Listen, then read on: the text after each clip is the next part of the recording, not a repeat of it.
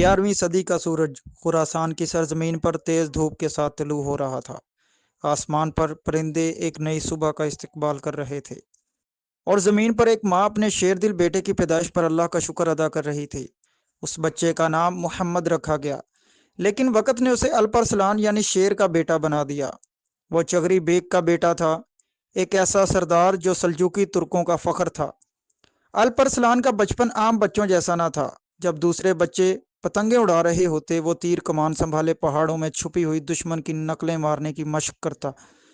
اس کے باپ نے اسے بچپن ہی سے سکھایا کہ سلطنتیں تلوار سے بنتی ہیں، مگر دلوں کو جیتنے کے لیے عدل و رحم بھی لازم ہے۔ ماں کی دعاؤں اور باپ کی تربیت نے اسے وہی بنا دیا جو قدرت کو منظور تھا۔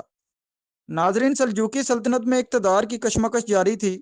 تغرل بیگ جو کہ اس کے چچا تھے، خلافت عباسیہ کے محافظ بن چکے تھے۔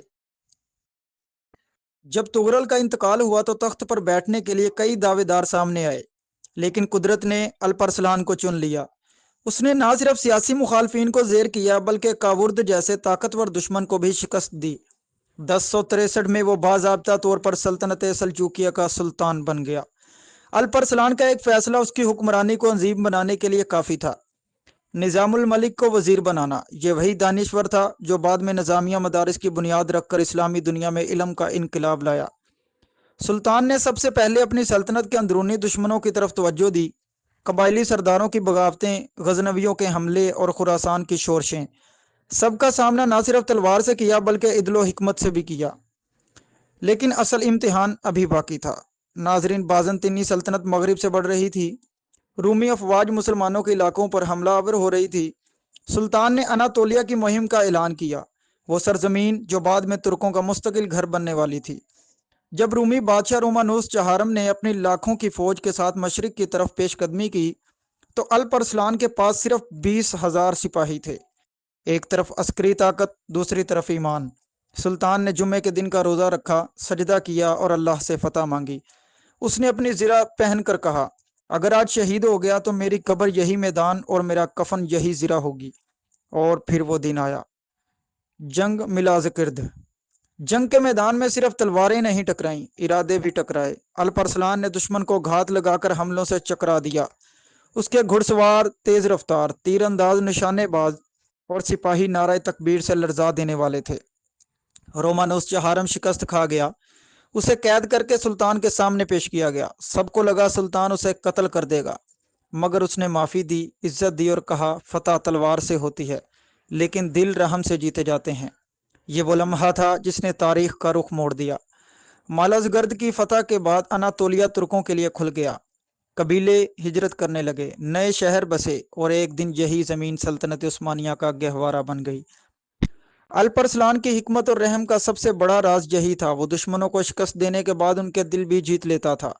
وہ دشمنوں کو اپنے دربار میں شامل کر لیتا، انہیں وفادار بناتا اور ان کی صلاحیتوں کو سلطنت کی تعمیر میں استعمال کرتا۔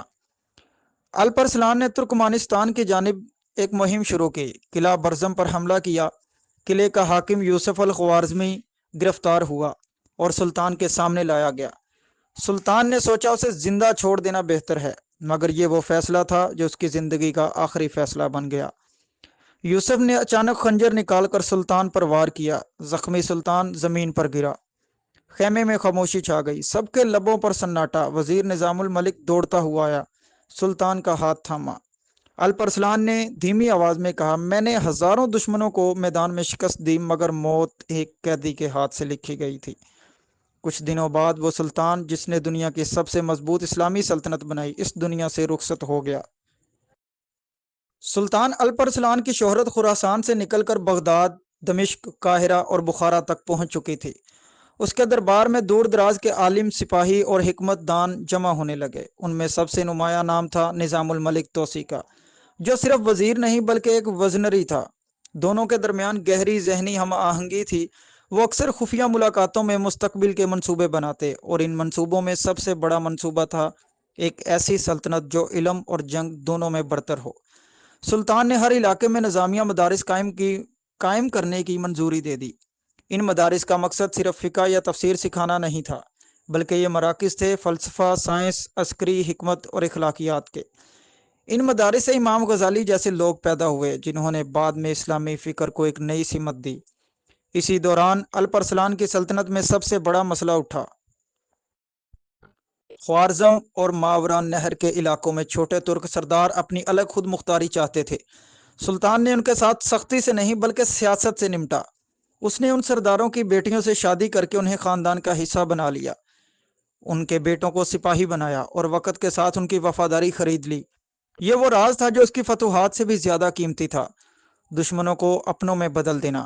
جنگی محاذوں پر سلطان کا انداز منفرد تھا۔ وہ ہر جنگ سے پہلے دشمن کی مکمل معلومات حاصل کرتا، نہ صرف فوجی طاقت بلکہ سپہ سالاروں کے مزاج، ان کی آپسی چپکلشیں، ان کے خزانوں کی حالت تک وہ دشمن کے دل میں پہلے خوف پیدا کرتا پھر وار کرتا۔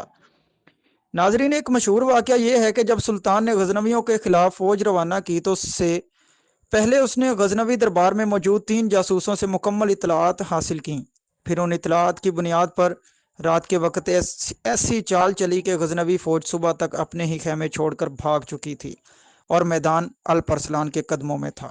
دربار کے اندر بھی بہت کچھ چل رہا تھا۔ کئی امراء سلطان کے قریب آنا چاہتے مگر وہ صرف ان لوگوں پر اعتماد کرتا جو سچ بولتے۔ ایک بار ایک امیر نے تعریفوں کے پل باندھتے ہوئے سلطان کو کہا، آپ جیسا عادل دنیا میں کوئی نہیں۔ سلطان نے غصے سے جواب دیا، اگر تم سچے ہوتے تو مجھے میرے عیب بھی بتاتے۔ اسی دوران ایک اور بڑی جنگ کا آغاز ہوا۔ کاراخانیوں سے وہ ترک تھے مگر ان کی وفاداری کبھی مشرق کبھی مغرب کی طرف مائل ہوتی تھی۔ سلطان نے ان کے خلاف 3 طرفہ حملے کی منصوبہ بندی کی۔ اس جنگ میں ایک نوجوان سپہ سالار ایک غیر معمولی دلیری دکھائی اور بعد میں یہی سپہ سالار اس کے بیٹے ملک شاہ کا وزیر بنا۔ جب ملک شاہ پیدا ہوا تو سلطان نے فوراً نظام الملک کو بلا کر کہا، یہ میرا وارث ہے لیکن تم اس کے استاد ہو، میں اسے تلوار سکھاؤں گا، تم اسے عدل سکھانا۔ یہی وہ تربیت تھی جس نے مستقبل کے ایک اور عظیم سلطان کو تیار کیا۔ الپرسلان کی ذاتی زندگی بھی حیرت انگیز تھی۔ وہ سادہ کھانے کھاتا، درویشوں کے پاس بیٹھتا اور اکثر رات کو بھیس بدل کر بازاروں میں گشت کرتا۔ اس نے کئی بار ایسے گورنر نکالے جو عوام پر ظلم کرتے تھے۔ ایک مرتبہ اس نے اپنے قریبی سالار کو صرف اس لیے معزول کر دیا کہ وہ فقیروں سے سختی سے پیش آتا تھا۔ اناتولیہ کی مہم کے بعد اس نے شام، اردن اور حجاز کی طرف نظریں کی، مگر خلافت عباسیہ کے احترام میں اس نے ان علاقوں کو آزاد رکھا، صرف ان سے وفاداری اور دعائیں حاصل کیں۔ ایک راز جو آج تک تاریخ میں دب کر رہ گیا، وہ سلطان کی خفیہ فوج تھی، سپاہ سایہ دار۔ ایک ایسی فوج جو صرف اس کی اطاعت کرتی تھی اور جس کا کام خفیہ مشن، دشمن درباروں میں رسائی اور بغاوتوں کا قلعہ کما کرنا تھا۔ اس فوج کے وجود کا علم صرف نظام الملک اور سلطان کو پتا تھا۔ اور پھر آخری جنگ جو اسے ترکمانستان کے قلعے برزم تک لے گئی، جہاں تقدیر نے آخری ورق پلٹا۔ زخمی سلطان کئی دن زندہ رہا۔ ان دنوں میں اس نے بار بار قرآن پاک کی تلاوت کی اور اپنے بیٹے ملک شاہ کو بلا کر آخری نصیحت کی۔